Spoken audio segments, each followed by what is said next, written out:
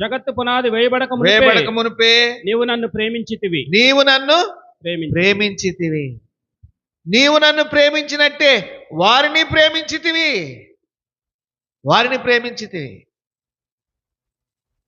ప్రేమ కలిగిన తండ్రి,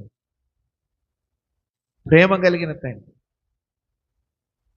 కనుక ప్రియమైన వారులారా, ఎంత ప్రేమించాడంటే తన కుమారుని పంపించట్లోనే ఆయన ప్రేమ అర్థమైపోయింది. ఆయన ప్రేమ ఒక్కడైన కుమారుణ్ణి అని రాస్తాడు. ఒక్కడైన కుమారుణ్ణి.